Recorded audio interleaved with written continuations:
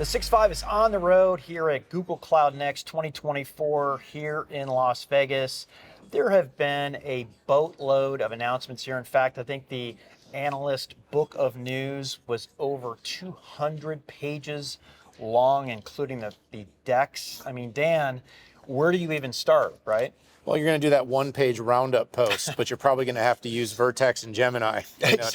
I saw that Workspace app, Pat, and I'm pretty sure that's what we need exactly right now is consolidating this thing down to like 10 bullet points. But you and I, we love chips to SaaS. We always say that, but there is a special place in our heart for infrastructure. That's right. And it was a really big set of news and announcements in Thomas Kurian's keynote this morning around that.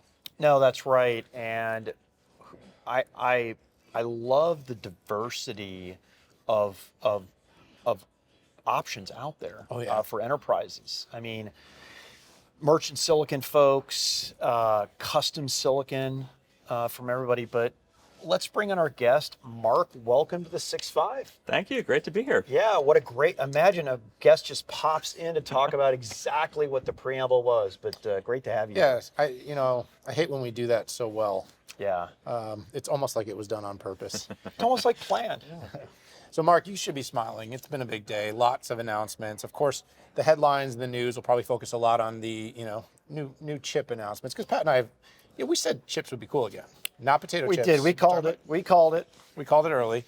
But in this world, if you're going to make all these AI things happen, there's really a bevy of infrastructure considerations that every enterprise needs to be thinking about. And Google addressed a lot of those today.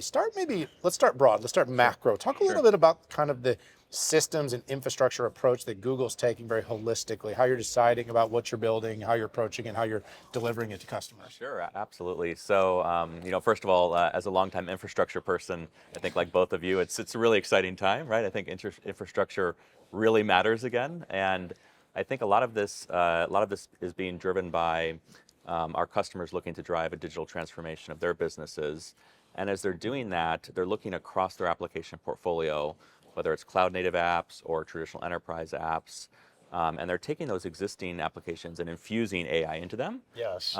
Plus, they're creating whole new experiences that are, let's say, AI native, if you think about some of the agent experiences that Thomas talked about this morning.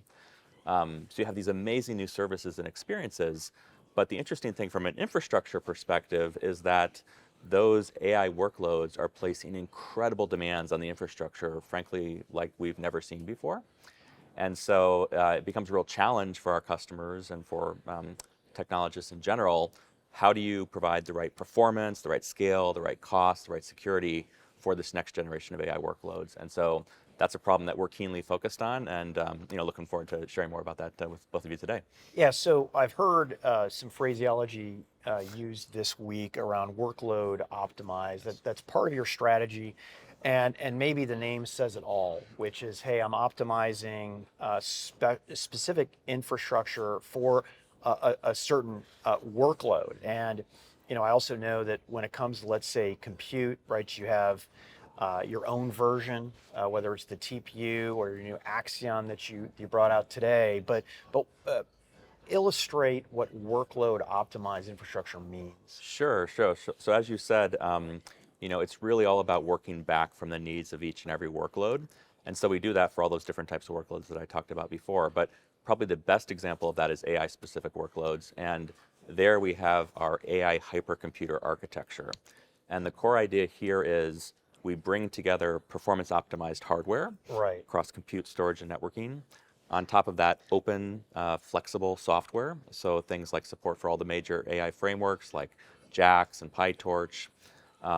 Orchestration frameworks like GK on top of that really help you maximize the utilization of that underlying hardware. And then on top of that, new flexible consumption models that are specifically designed for AI workloads. You might have heard Amin Vedat speak earlier today about dynamic workload scheduler, which is a great example of that.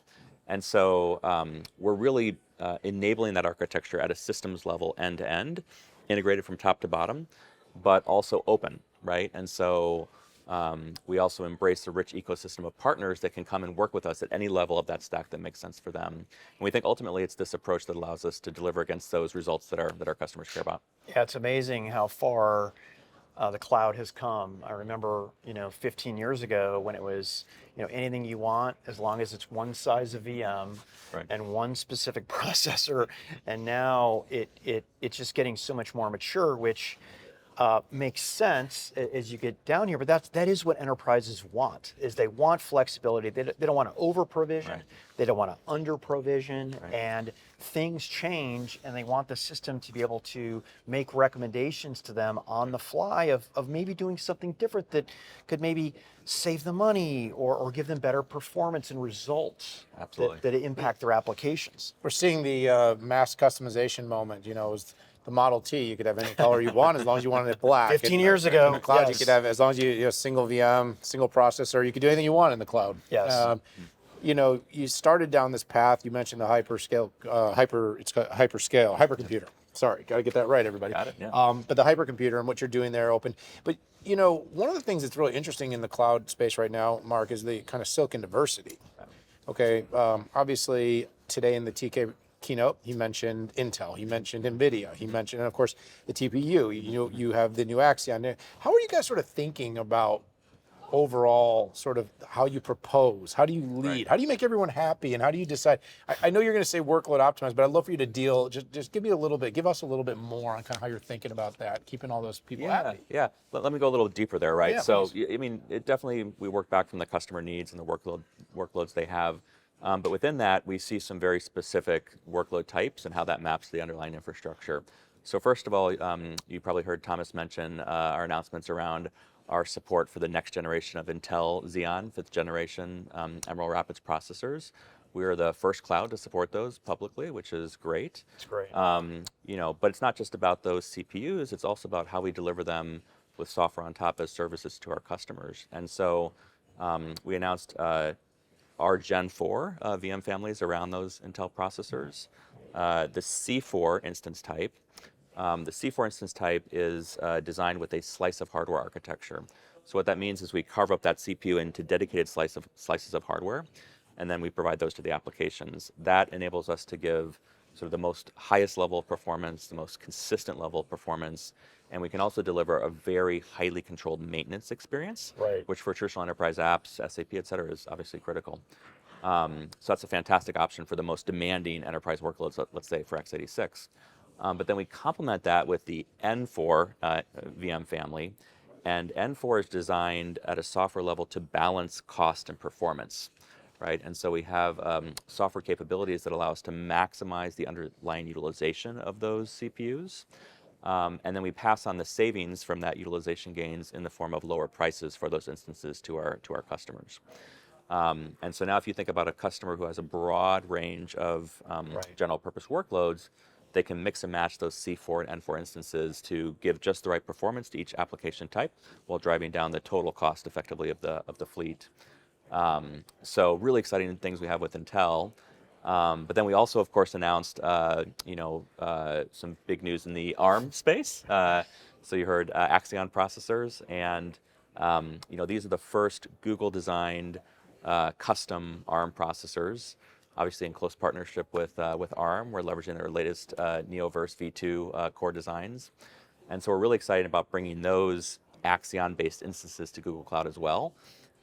There's an ever-expanding portfolio of ISVs and customers that have apps that are optimized for ARM, and now they can bring those apps into Google Cloud in a very effective way. So maybe a long-winded way of answering your question, but back to your earlier point, there's just this broad range of workloads, and we want to have the right option for each and every customer. It's definitely not going to be a zero sum, and doesn't it feel like, Pat, and you probably see it too across the interwebs, just that everything is like, NVIDIA's going to be all of AI. We're like, okay, yes, there's nothing will be on Ethernet, and or like everyone's going to homegrown chips. Nobody's going to ever use Intel again. It's like, that's not right either, people. Right, And right. so it is really interesting though to hear kind of how you're thinking about it. Yeah, so congratulations on all that. I did want to do the double click on Axion. What was it? What was the need there that really got you to do this? Because this is, sure, developing an SoC is less expensive these days, but it is still a a tens of millions of dollars, if not more, commitment per design. And by the way, that's my data, not yours. But I remember what it was when I was at AMD. It was in the billions. So what's driving you to do that? Yeah, so Google has a rich history, as you know, of designing custom silicon, custom infrastructure specifically for certain workload types. TPUs are a great example. Video coding is another. Even the tensor processors that go into your Pixel phones are another great example. So in some respects, this is the next major step in that journey of something that Google has been doing for many years now. But I think the thing that makes this unique is we're really tackling a broad problem space, which is general purpose data center computing infrastructure, right? And we saw an opportunity leveraging, these great capabilities from ARM, combined with our engineering prowess, to create CPUs that, as you heard, 30% better performance than the best ARM-based CPUs in the cloud today. Right. 50% higher performance than comparable x86-based instances, 60% better energy efficiency. And so for the workloads that are optimized for those environments, you think about interpretive languages like Java or Go, you think about web servers or app servers. This is a fantastic benefit we can offer to our customers. And so, given everything they have to do to serve all of their workloads, we felt it was the right time to provide this type of option that gives them, the ability to drive higher performance and lower cost together. Exciting stuff. Yeah, it's a trend line. You and I have talked about it so much, Pat. The trend line towards the cloud providers and what ARM has enabled to the ecosystem, and of course, with all the capabilities the EDA providers. I mean, there's so much more simplicity that enables, and again, it's disrupting, creating innovation, creating competition. We love that as analysts. More companies for us to work with. Of course, making everybody, making everybody happy on volume is always a trick, but you've been in the infrastructure business a while. You know how that goes. So. Well, and if you think about like the trend of computing, right? Having more options and lowering cost actually expands the market. It does. Right? When the cost goes down, you can serve more applications, you can serve more consumers, you can drive more business outcomes. And so we think these capabilities ultimately expand the market for all of these different types of options that are out there. 100%. The AI market is not done. The compute market is not done. We're not in the last instance of software. The one-person billion-dollar companies are coming, of course. But I'm waiting for it. I want. Well, can we do two? Okay, company, yeah, we can do that. But it's got to be $2 billion. Okay. Yeah, so, we're in. So, storage. Okay, I know nobody talks about it anymore. It's part of the quadrangle that I talk about in every podcast. It's a big thing, but storage sort of quietly became boring old infrastructure. But it's kind of getting to be cool again because storage, data management. You're seeing kind of all these new software-defined storage. Where you got the way we're tagging data, metadata, creating it, where storage and kind of data layers are getting really close and enabling the AI era. You made a bunch of announcements on storage. Talk a little bit about how Google's thinking about innovation in storage. Sure, yeah. I mean, we're really excited about some of the things that we announced from a storage and data perspective here at Google Cloud. And actually, as in prior lives, I spent some time in the storage industry as well. So this is an area that's near and dear to my heart too. And I think, one of the interesting things, if you look at AI workloads in particular, you think about those GPUs, those TPUs, those are incredibly data hungry resources and also incredibly valuable resources. And so you want to make sure those hungry and valuable resources are always very well fed with high performance data and high performance storage, because that determines the performance of serving these models, that determines the cost in many cases of serving these models. So storage matters a lot, right? And so what you're seeing us doing is across all aspects of our existing storage portfolio, we're adding new capabilities that are designed specifically to optimize those resources for AI. So for example, with file store, we added caching capabilities that allow us to serve storage in a more high-performant way to those GPUs and CPUs. With our Google Cloud Storage, which is an object-based storage system, right. We added a file system interface on top of it that gives the customers the low-cost benefit of Google Cloud Storage, both an easy-to-use file system interface. So we're making enhancements to our existing products, but then we're also creating entirely new products specifically for AI. So we announced a new product called Hyperdisk ML. This is a block storage service optimized specifically for AI workloads. And if you think about inferencing, you might have hundreds or thousands of GPU or TPU instances that are inferencing workloads, serving workloads. And so you want to have a shared storage pool that you can pull from to load models into those instances and then serve them cost effectively at high performance. That's exactly what Hyperdisk ML does. And so as a result, we're able to deliver 12 times higher performance than previous approaches with that technology. No, I love that, the innovation. And by the way, for those in our audience who haven't heard about the quadrangle, my premise is that over the last 50 years of computing, every major milestone or major inflection point put some pressure on the quadrangle, which is memory, storage, network, and compute. And sometimes we didn't have enough compute, sometimes we didn't have the right networking, the memory subsystem, and then storage, but all four of them need to be working in coordination. And we're seeing a ton of innovation on the storage side. I'm glad you talked about the caching portion, because sometimes that gets forgotten about. But when you're trying to increase throughput, increase performance, you can't necessarily do it natively. So caching is the next best thing. I mean, heck, HBM on a GPU is essentially caching. That's right. As Yeah. opposed to going into system memory over PCI. So it makes sense. So final question here, Mark, is I know you love all of your new announcements, your new babies the same, but what are some hidden gems? Maybe you've already talked about that, but maybe we haven't heard about that is going to make a huge impact. Well, so one thing we haven't really talked about much yet, but to your point of having a perfectly balanced system across all those aspects of infrastructure, is the network, right? And the network is absolutely critical. It's always been critical, right? But probably even more so in the age of AI. And we're doing a bunch of really exciting things here too. Let me just call out two I think are interesting. The first is, if you think about AI model inferencing or serving, you're going to have a set of, like I said before, hundreds or thousands of compute instances serving those models. But you want to make sure that the requests that are coming in are nicely balanced across that pool. And the pool is sort of perfectly sized based on the amount of workloads that are coming in. And then we spread those workloads across that pool of instances. And so with our load balancing capability and networking, we're able to do that, right? We can perfectly size that pool of instances and then spread those requests across them to drive up utilization, drive down costs, and improve performance. So that is pretty key.